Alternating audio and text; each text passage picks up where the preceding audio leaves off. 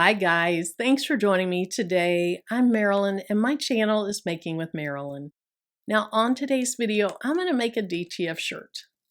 Maybe you've heard of DTF, maybe you haven't, maybe you've heard of the DTF sublimation hack, which has a very similar process. I'm going to go into a lot of detail in the video, but for now I just want to talk about what I'll be using. So I'm going to use this white sweatshirt. Now the beauty of DTF is you can put it on whatever color you want. You don't have to have really light fabrics like when you're doing sublimation or the sublimation DTF hack. But based on the image that I selected, I actually think white's going to be the best color. So I have my sweatshirt, I have my image selected, I got it on Creative Fabrica and I'll put a link to it in the video description below. I'm going to print it out using my DTF printer by ProColored. It's an A4 size, which is a smaller size, makes it a little more affordable. And then I'm going to print my image out on this Yamation DTF film. Now the film matches the size of my printer. After I print it, I'll use DTF powder. This is also by Yamation. This is what allows the ink to stick to your shirt. We'll go through the whole process here in just a minute. Now other things that I'll be using, I'm going to use this heat resistant tape. It's not necessary, but I really like to use it. I'm going to have a glove on. I'm going to have butcher paper. That's to collect the excess DTF powder. I can put it right back in my container and reuse it. I have some parchment paper, and then I also will be using my DTF curing oven. So if you're interested in this process, sit back, relax, and let's get started. Now DTF printers require RIP software to operate. My DTF printer came with ProRip software. And the special thing about DTF printers is they not only have the regular ink colors, but they also have white ink. So the ProRip software manages all of those colors. So I'm going to go ahead and open that. Now that my software is open, it's time to bring my design in. To do that, I go right up to where it says Add Picture, and then I can find my image on my desktop. It's right here, XO Coffee. But notice all the types of images you can bring in. Mine's a PNG. So I'll click on it and then I'll click open. Now it came in really large. Mine always do. I don't know why. But what I will do is I'll go ahead and resize this. I'll make sure that I've clicked on it. And then I'm just going to change the width to 10 inches. Because the proportions are locked, when I change the width, the height changes also. Now that's too wide to fit on my template, so I'll go ahead and rotate it 90 degrees. And then I'm just going to move it around till I like where it is. Now, like sublimation, you have to print this in the mirror image. So once I get it where I want it, I'm going to go right down here and I will click Flip Horizontally. Now it looks like it's off the film and won't print correctly, but because it was on it before I hit Flip Horizontally, it will actually print correctly. So I'm going to go right up here to RIP. I'll click on it. RIP is just the process that it goes through to manage those colors and the white ink. Now here's my settings. If you want to take a screenshot or take notes of what those say. And I have mine set to print automatically after it rips. Also, you could mirror it here, but since I already mirrored it, I don't need to do that. So I'll go ahead and say print. Once this green line gets all the way to 100%, this is going to start printing.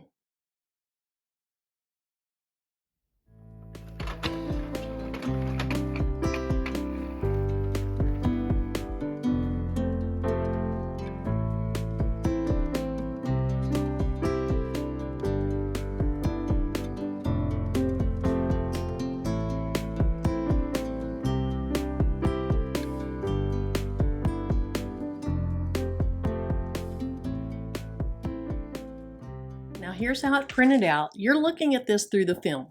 The back side has the white ink on it. That makes it really pop on whatever you're putting it on.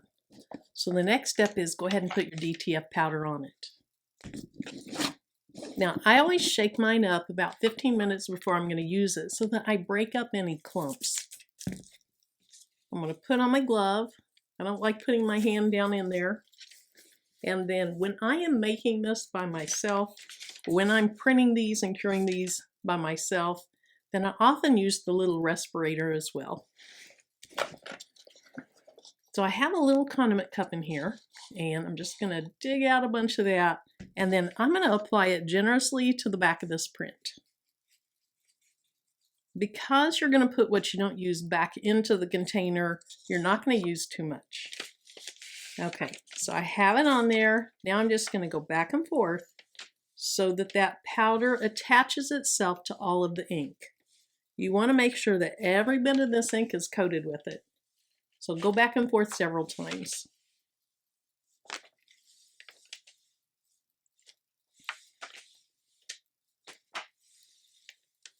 Now that I'm comfortable that mine is coated, I'm just going to let the excess drop off, and then I just tap it on my table.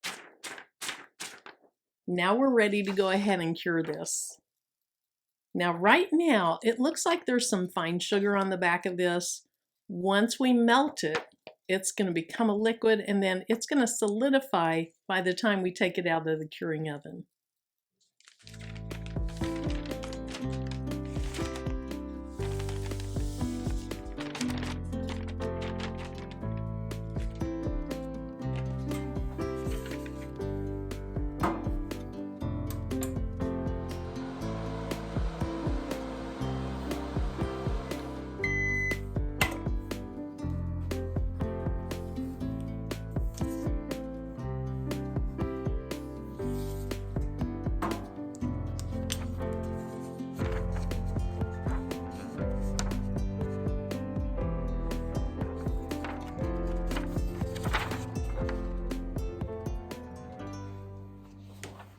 Now here's our design.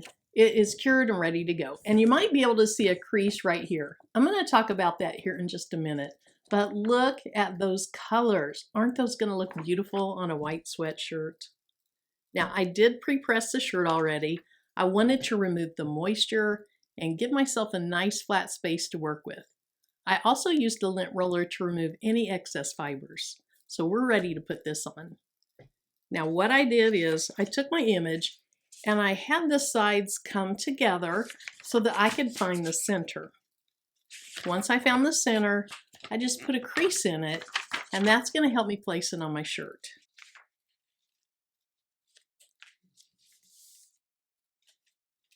So I'm just going to kind of eyeball this today.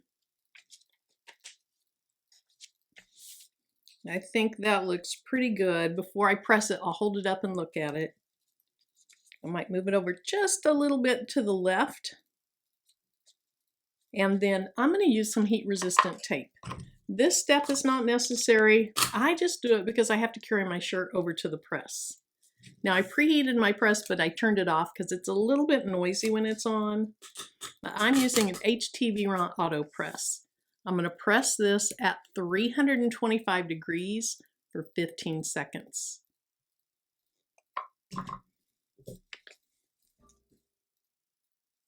Now that looks good. Let me go ahead and get this heated back up. I'll press it 15 seconds at 325, and then I'll be right back here to peel it in front of you. Now we're going to let this cool all the way off before we peel the film.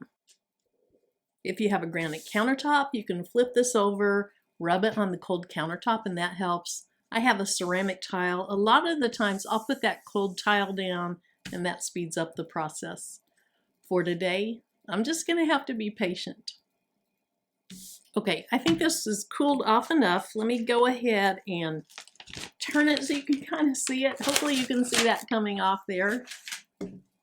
That is gorgeous. This is such a cute image. Again, I got it off of Creative Fabrica. Look how pretty that is. Now, after the first press, you let it cool down, you take this off, and you can feel it. It feels pretty smooth. I don't really like the feel of it after that first press. So that's why I use the parchment paper. What I'm going to do is I'm going to put this back on the heat press. I'm going to press it again for 15 seconds at 325. But this time I'm going to have some parchment paper over it, and that's going to help melt it down into the shirt. It's going to feel better. It'll look about the same, but it's going to feel better after I do that.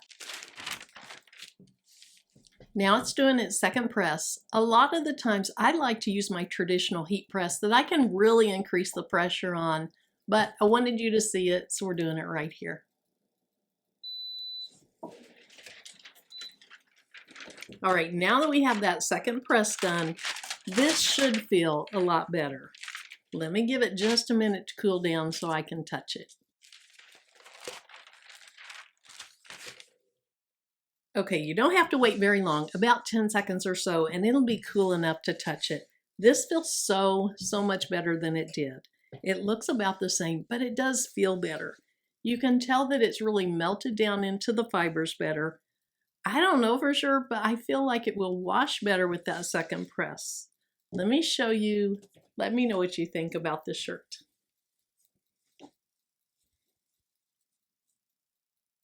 I think that is so cute. Now, if you're interested in using anything that I used in today's video, including the image, which I got on Creative Fabrica, the printer, the Dalmatian supplies, I'll have links to all those in the video description. Thank you so much for joining me today, and until my next video, bye-bye.